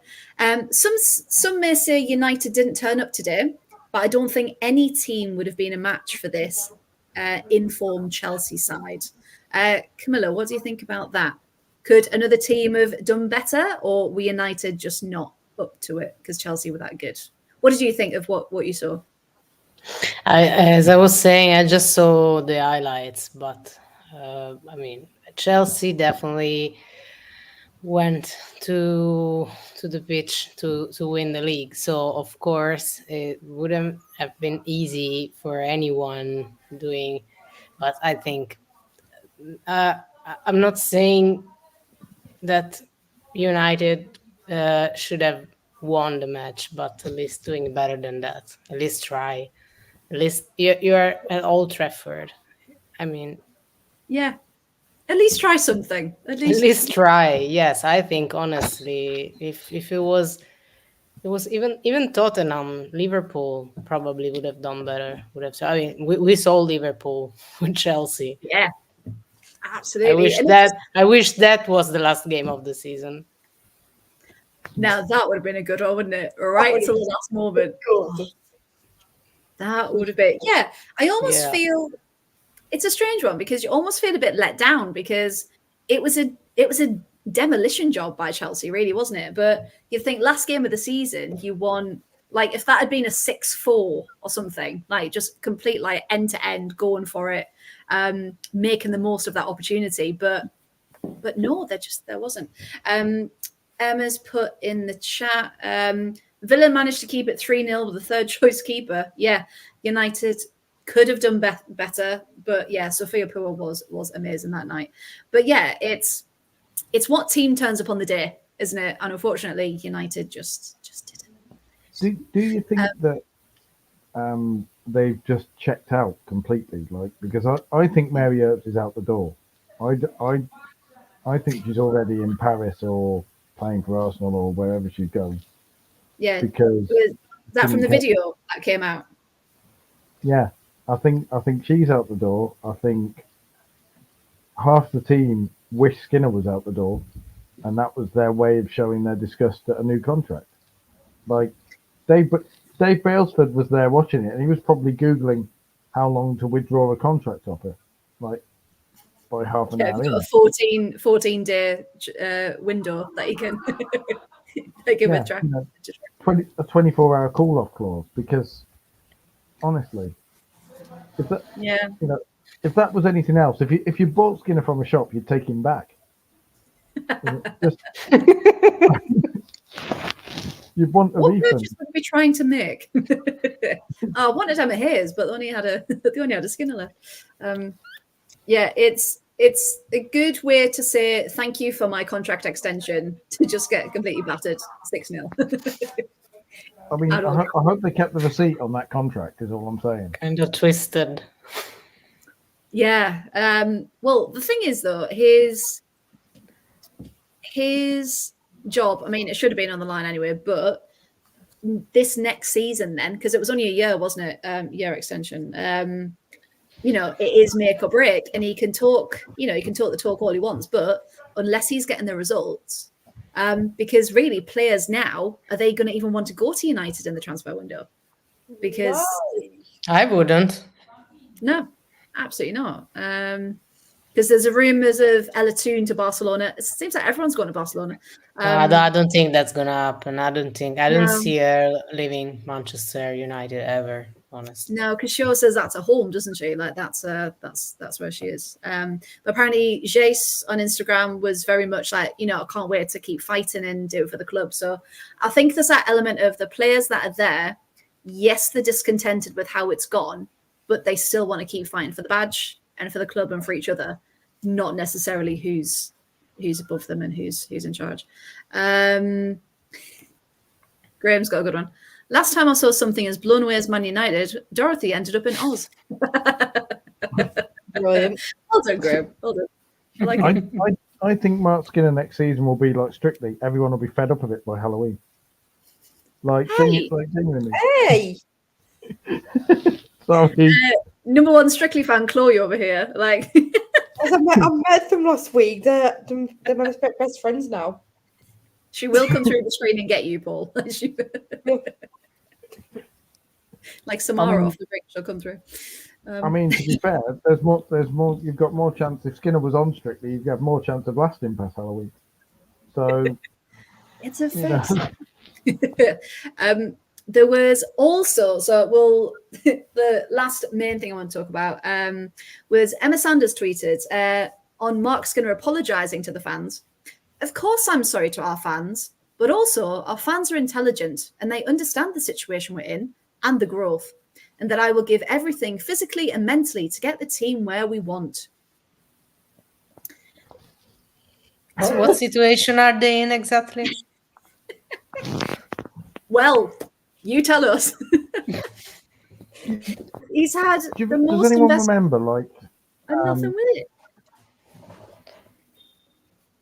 Does anyone remember, the last Iraq war? Oh wow, Iraqi we're going there, press right? officer. We are. The last Iraq war, the Iraqi press officer who became a joke, Chemical Ali, he used to appear on press conferences going, "No, we are not losing. We are definitely, the Iraqi army is still doing this." Like literally, as bombs were going off outside the office, he'd be like, "No, there are no foreign troops in Baghdad," as tanks would go past outside the window. That's Mark Skinner. He's the football version of that. He's there going, he's like, pay no attention to the thing behind the curtain. Even, I want to make a Simpsons joke as well. Like, at the moment, Skinner is stood there, like Principal Skinner, with the fire in the kitchen behind him, and everyone else is Superintendent Chalmers just going, "Good Lord, what is happening in there?" Like, he'll start pretending it's the Northern Lights next. But it is that thing of it's very Wizard of Oz in the sense of, this is what I'm showing to you, this is what I want to do. But you're absolutely right. Don't look behind the curtain at that man. He's not important. Don't look at that. Don't look at all this trouble. And it's just very much to the clusterfuck behind the curtain. Clusterfuck behind the curtain. But you just want, especially for the players, you just want them to be taken care of. You just want them to have someone who's got their best interests at heart, who wants the most for the game, for the club to grow in the right way, and spend your budget, on people who you actually play, because half of their bench have barely seen any minutes this season because he doesn't rotate. And that's something we've talked about all season, and it's not going to change. So I don't know if he needs any coaching staff, or he just needs, well, apart from to leave. But yeah, something else needs to change, because they can't keep going on this trajectory and still want Champions League, still want, top half, top four finish, because they're not the team they were. Like last season was phenomenal. But this year, they just haven't been in it. And it feels like the team is very, very discontented and very disjointed. So yeah, the transfer window will be interesting to see if anyone does actually leave. and to see who is brave enough to join the Red Devils in that sense. I mean, I'm seeing Emma says, I've never seen someone so delusional. I have, but they were in Broadmoor. That's, like that's the level we're at. He's just it's I would love to see if he actually believes what he says, or if it's very much a PR thing. I mean, if he does believe it, I mean, I think we'd all love to be in a bit of that world for that confidence. But yeah, yeah, he's I don't know. We've run out of words for him. We've run out of similes because it's just. When does it get beyond the joke? So, like. Well, we've got another season, Paul, haven't we, to work through all of your your comparisons with him. I'm just working through the least offensive ones. That's what it is. Oh, they were the least offensive ones. Oh, they were the least offensive ones. Oh God. That can be on a pre-record where we go through the rest. As that might need some editing. Now, we have talked about all of our main points. We've just got a couple of any other business to go through, as we've had some massive announcements this week. So where should we start? Alexia Putellas has finally confirmed another 2-year deal at Barcelona with an option to extend for a further year.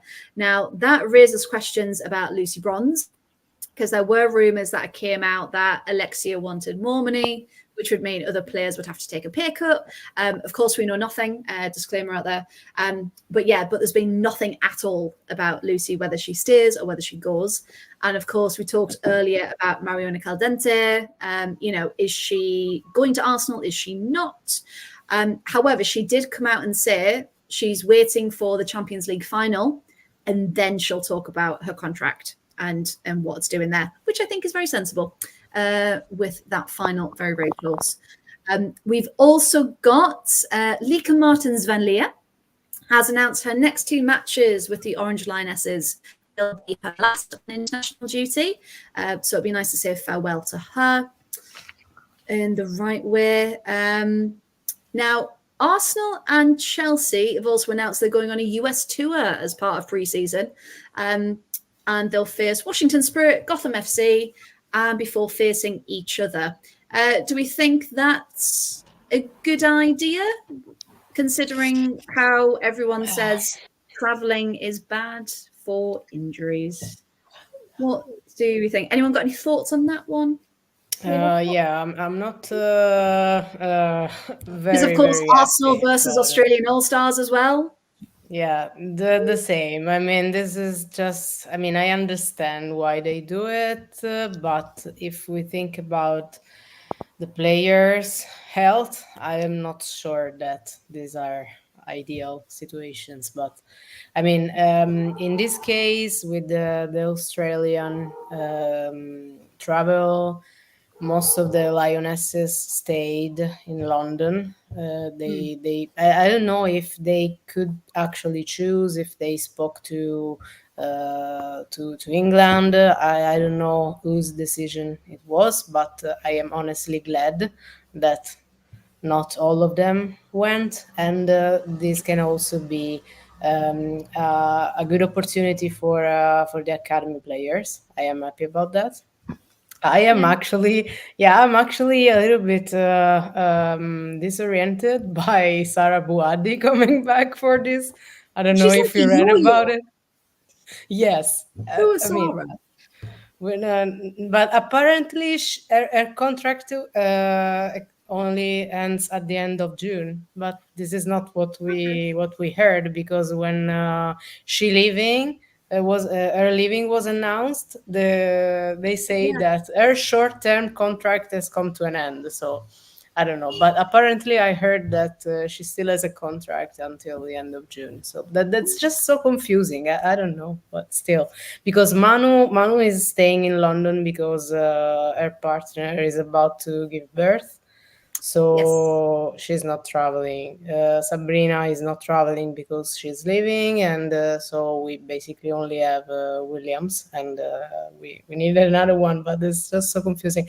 But yeah, about the travel, yes, I understand that it's also important doing this thing because of publicity, because of sponsors and stuff like that. But yeah, when it comes to players' health, in this case, some of them had the choice probably not to go. Of course, they will not have it in August. I think it's in August. They will all be in preseason, so they will have to go, and there will be players that are going to play at the Olympics. We have Laia, we have Fox. I don't remember who else. So it's going to be a very, very busy summer, and Yeah. we don't have good memories in Italy about European teams going to do tours in the US for preparation. Like when AC Milan did that a couple of seasons ago, they just came back completely destroyed. They had so many injuries during the first really? part of the season. Yeah. Well, fingers crossed, which seems to be my motto on this show, that they're taken care of properly. There is rotation. They're not relying on the same people. But of course, when they get back from this period, the Arsenal Australia, they've got quite a few of them have got internationals like the day after or within the next 2 days. So it's an interesting choice. But yeah, it's about money, isn't it? It's about, getting the brand out there, which I understand it's a business at the end of the day. But kind of players over business, you need a happy medium, don't you? Yeah. Probably if it was in Italy or Greece, that would have been better rather than Australia, but because it's such a quick turnaround. But yeah. Yeah, but we don't have that kind of money. Well, why not? Well, we're working on it. We're contributing. We're going next week. Contribute to the cause. They go to the zoo. Like, what more can they ask for? Exactly. They're getting a zoo trip because you can't do that in this country. She goes to see her brother. Her brother lives in Australia. She's going to go see him like that. There you go. Family reunion. Family reunion in the zoo. What more do you want? Family reunion in the zoo. Yeah, honestly, most of us think that's why she decided to go. Yeah, that's the only reason she decided to go. The zoo, yes. See Giorgio, yes. Yes. But zoo ranks first. Always the zoo. They're going to have some croissants and go to the zoo. Is what I read. That sounds good to me. Now, speaking of internationals, Emma Hayes, of course, is leaving for the US women's national team job. And she's also taking 5 members of her staff with her as well, including her deputy coach. And I think there's another analyst, 2 analysts and someone else. Paul, do you think that's going to leave a massive gap in the Chelsea foundations, or do you reckon kind of new manager, new team, it was a good time to have like a bit of a clear out? I reckon it will make the transition for Sonia Bonpasta a lot easier because it's a completely new regime. She can bring in all of her people from Lyon or sign her backroom staff. It might be an adjustment for the players because obviously they're working with a whole new set of coaches, analysts, and whatever. But players are used to that because football's a transient career, and managers change anyway. Yeah. I actually think it's the best possible thing that could happen. I think if Emma Hayes had gone but had left, if you like, the ghost of herself around with her assistants like Denise Reddy and all the analysts and everything, said, "Oh, Emma did it this way. Oh, this is different. Emma did it this way." Yeah. Then we don't do that here. Like we don't do that here. Yeah. So it means Bonpasta can instantly bring in her own culture, which will still be a winning culture, but it'll be a different culture to Emma Hayes. Yeah. No, because initially I thought, the staff are going, but then I thought, like the same as you, actually that might be a good chance to kind of rejuvenate the team.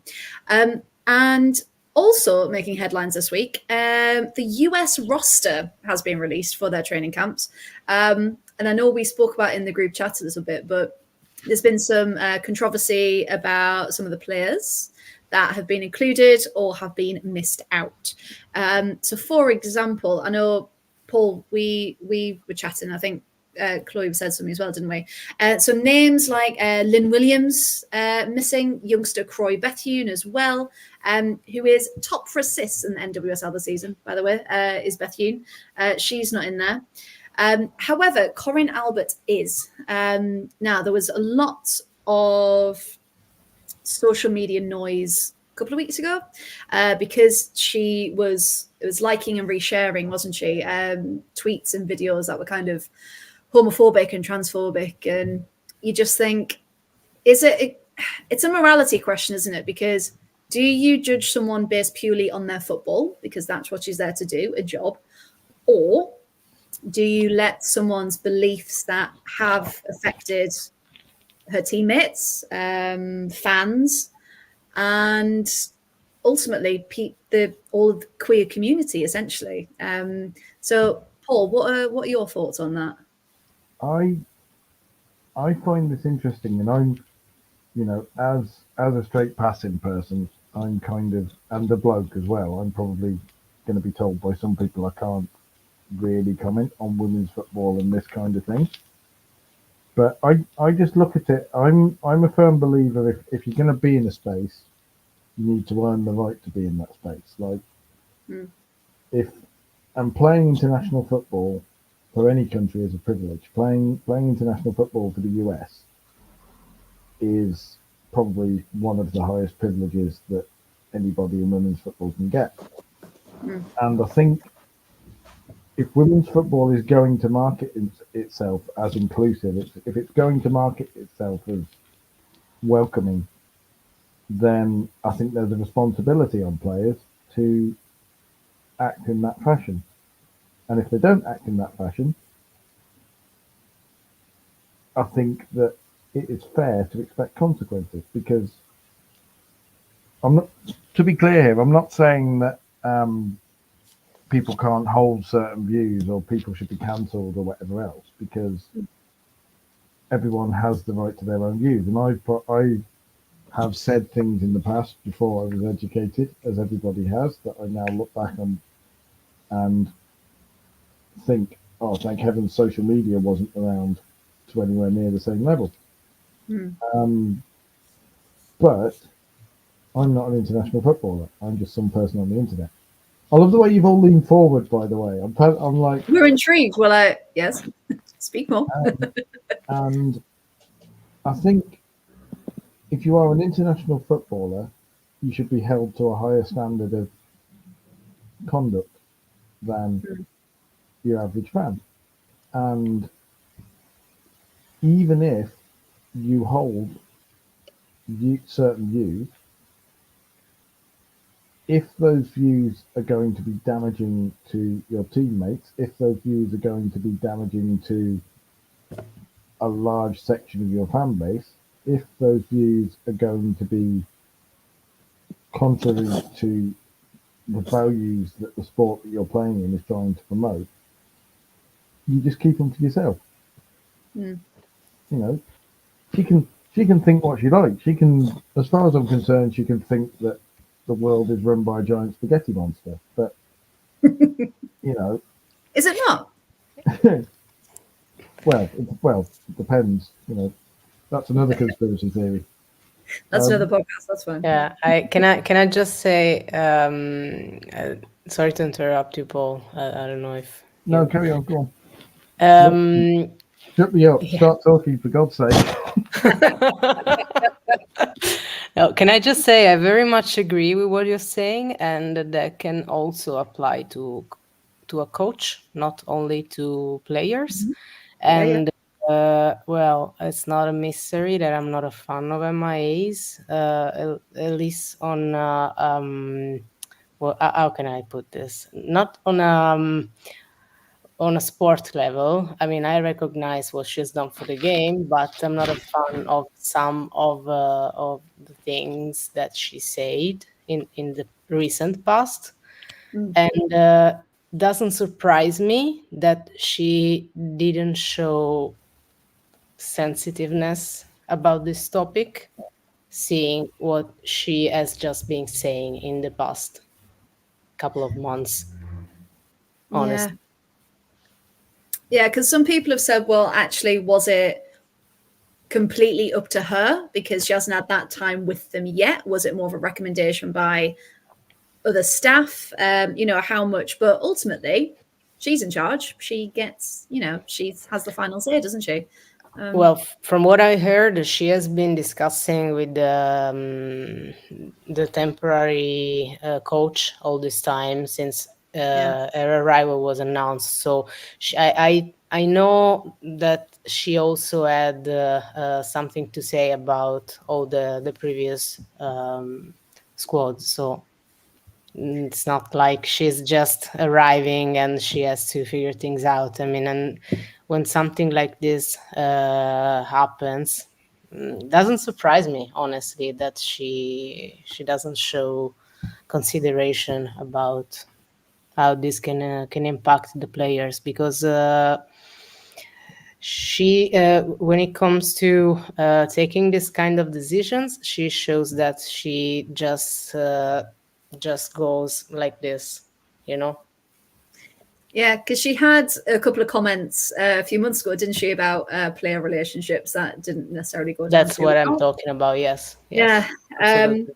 So it was a case of kind of not thinking before she spoke, and like she did come out and kind of amend what she said, but it took a while. So yeah, it's a shame. I say it's a shame. It's disappointing. Chloe, have you got any thoughts on this?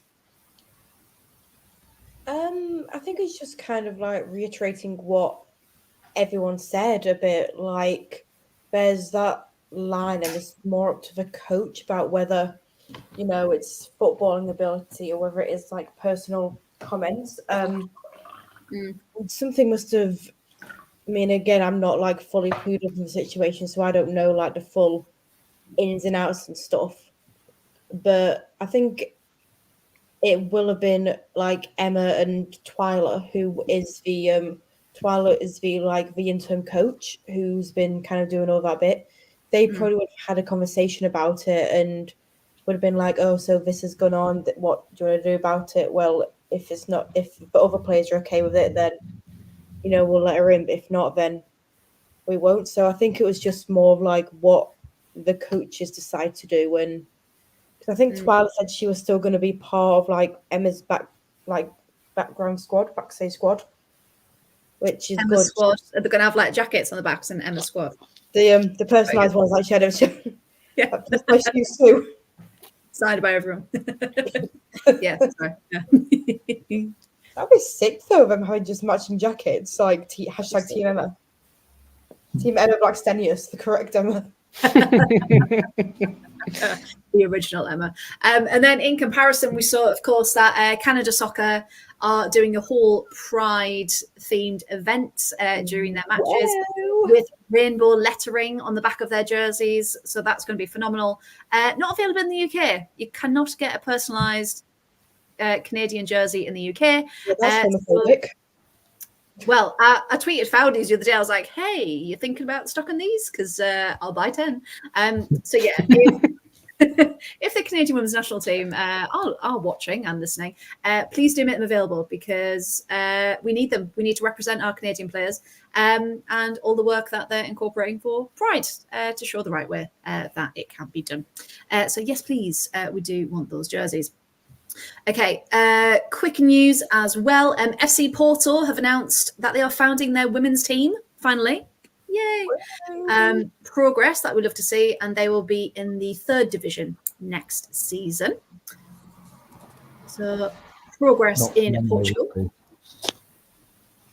You what? I can see that being like the WSL was in the past, where the Portuguese authorities will find a way to bring up Porto to the top tier as quickly as possible because of the brand and because of the importance of it. We'll give them money, we'll give them the players, make them too good for their league and push them up. Maybe. Hey, watch this space. We'll be reporting on it all next season. Now, what time are we on? Oh, right, we'll do this really quickly. Now, two final things. One, BBC and ITV announced, Chloe, I think you messaged this in the chat earlier. They've announced their punditry team and commentary team for the upcoming Men's Euros. And funnily enough, the comments have all been as sexist and homophobic as they usually are.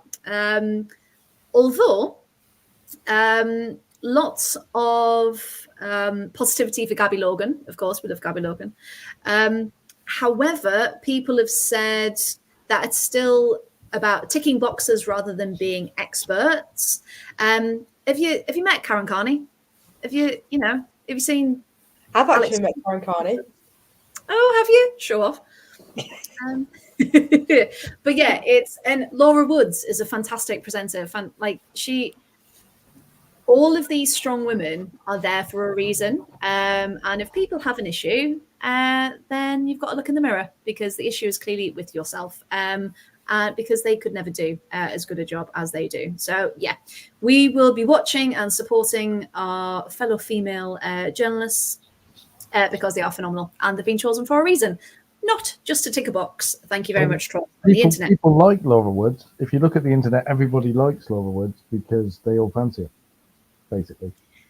And that's the line, isn't it? Some men are okay with women being in certain spaces if they look pretty.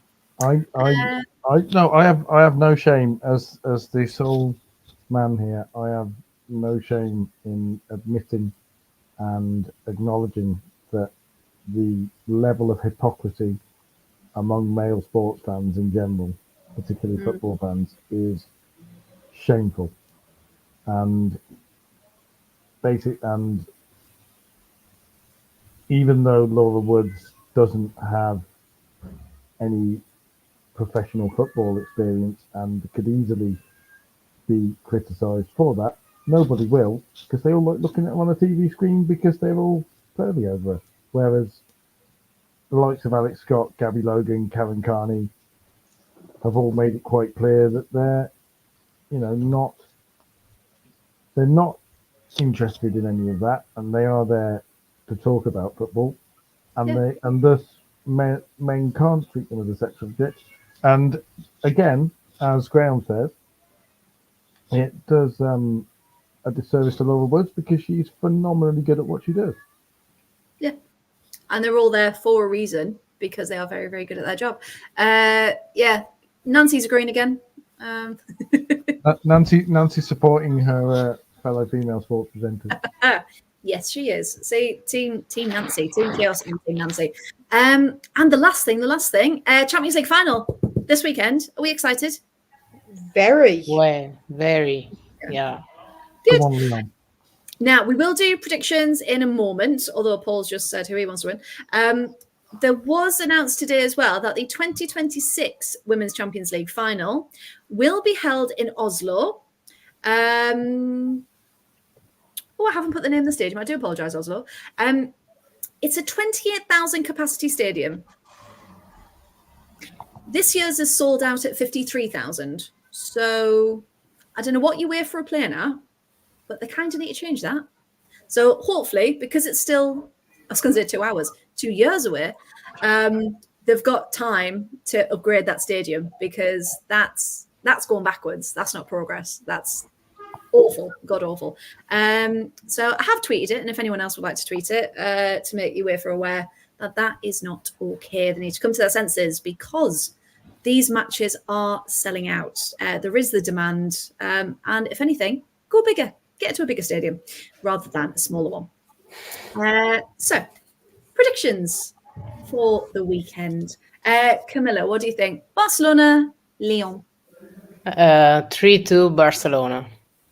Ooh, 3-2 Barcelona. Yeah. It's not going to be easy. No, and I think that's what's going to make it a really good match. That it's going to be so tight. And Barca, they need pushing, don't they? They need to prove why they are the best, and not just because their league is a bit But they don't get challenged much, do they? So they need Champions League to push them to prove that they are where they are. Chloe, what do you reckon? I think, and I want Barcelona to win. Like Camilla said, I think it will be tight. I think it will be a close game. I'm going to draw, and then Barcelona win in extra time. What is it?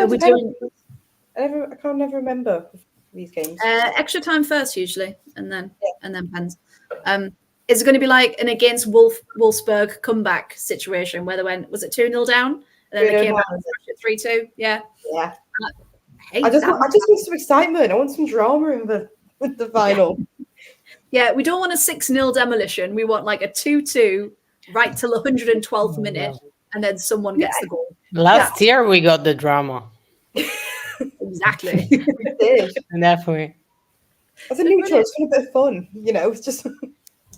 Yeah, and especially for the mainly neutral. I mean, I will be wearing my Barca shirt, but that's a different story. Probably same. But you want your team to be challenged. You don't want your team to face someone who doesn't deserve it or doesn't show up. So the fact that Lyon have won their league and Barca have won theirs, so it's it's pride at the end of the day, isn't it? It's who can come out on top. Paul, so do you think Lyon are going to do it then, or do you want Lyon to do it? My head says Barcelona, just because they have Aitana, who is on an absolute other level and can win games by herself. And I think she'll be the difference. Everyone looks at the likes of Putellas, everyone likes at Pidente, but Bonmati is just on a level. She again, I hate that she plays for Barcelona because it's almost like you want her to play for a team that isn't that good. Because see what she can do. Get her to Everton. Yeah. I was going to say Everton have got, they might not be able to afford her, but maybe on like a payment plan. Get her to Everton. We'll happily have her. And also, I would love to see her in a more competitive league, honestly. Yeah, because that's the thing. They're untouchable in Liga F, aren't they? So I don't think, with Aitana though, I don't think she'd fit somewhere like Arsenal or Chelsea. Sorry, Camilla, that's not because... No, I'm not saying... No, I wasn't thinking about Arsenal. Honestly, I can't think about her at Arsenal as well. I mean, I was just thinking about the league in general, not a specific team. I would love to see her in the WSL. She could join Man United, so Bart Skinner could play, I don't know, centre-back or something. They're in goal, yeah. play her in goal and tell her she can't cross the halfway line and can only pass 5 yards. Amazing... And that she'll take 6 months to adjust to the WSL, of course. Which is why. Imagine telling Bonmati, "Oh, sorry, you're not doing us already." Imagine having that conversation. Imagine having that conversation with the media and saying, "Oh, we're not sure she's adjusted to Manchester United yet." Yeah. She hasn't adjusted to the English climate yet. No. Apart from, but actually. Graham's there, like, we'll have her at Charlton. Aitana Bonmati linking up with Best Row down the right side. Yeah, we'll have that. Yes. That'll be. Now that transfer announcement, I want to break that story. That would be fantastic. Well, Aitana's nice for Charlton. Miedemar for Sunderland, Bonmati for Charlton. There you go. Oh, imagine. Hey, everyone, FA player will crash even more than it normally does, like for those viewing figures. And even then, still nobody would talk about the Championship. No. But we will. That's why we're here. That's why we're doing it. So, is that 3 Barcelonas and a Lyon, Paul? I'll go with heart and say I want Lyon to win. But I think Barca will. Head says Barca will, but I'm going to go with Lyon just so if they do win, I can look like a genius. I just keep going back to the semi when they came back, when it looked like all hope was lost. And I think, imagine if they do that. Imagine if this way around, if Barca are winning 2-0 and then like, hang on, we've got something here. And they just completely smash it and come back. I mean, that would be a story and a half. That would. Also, up the flying fullbacks as well. Basher and Karshawi down either side. Yes. That's why. I can't wait. It's going to be great. I really, really can't. It's going to be phenomenal. Now we've come to the end. Thank you so much to everyone who is still watching. We have gone on a bit tonight, but we've had so much to talk about and so many opinions. We couldn't trim it down. And we've had a great night. So we hope you have too. If you would like to see more of us, so just because the leagues have ended, doesn't mean that we are stopping. We are going to continue with some specials throughout the summer, so don't you worry. So if you do want more updates, remember you can follow us on these various lovely social media sites, mainly Twitter, X, but we all know it's Twitter, at Absolute Ball Pod. TikTok, Absolute Football Pod, Instagram, Absolute Football Podcast _ and same for Threads if anyone uses it, and the Absolute Football Podcast on Facebook as well. So do give us a follow, a like, a share, a subscribe, whatever you wish to do, and you'll stay up to date with all of our lovely things that we will be bringing to you over the summer. So thank you to the lovely team, lovely panel for joining us. Camilla, thank you very much. Have you enjoyed your first evening with us? Yes, I have. I hope you have as well, having me. You're all right. Might ask you back. Yeah, you did all right. Yeah. And if people would like to see more of you, follow you, where can they find you? I was able to find how to write it just in the ending, but I think it shows up here. You can find me here. Yeah, so you got at samegame.it. Yeah, I was going to say we got the pointing thing down, but then I did it the wrong way last time. So I just so please do give Camilla a shout across all social medias. Paul, thank you very much as always. If people would like to see more of you and your ranting, where can they find you? You can follow me. See, I've managed to point the right way, just about, even though I'm pointing the wrong way. At Paul W Radio on Twitter. Or just search for Mark Skinner's name. You'll probably find me usually near the top. You'll probably find me usually near the top of the planet. I love it. I'm Chloe Bear. Thank you very much. Where can people find more of you if they want to? So I can be found at Chloe Bear 529 on Twitter, Instagram, and TikTok. Very good. TikTok down with the kids. And if you'd like to hear more of me and my musings, I'm at T Writes on Instagram, Twitter, TikTok, I think. Yeah. Or at the whole 115 yards, which is more Villa focused as well. So thank you very much. Thank you for everyone for joining us and being in the chat. We absolutely love this time with you. And we'll see you again very, very soon. So thank you very much. Have a good evening.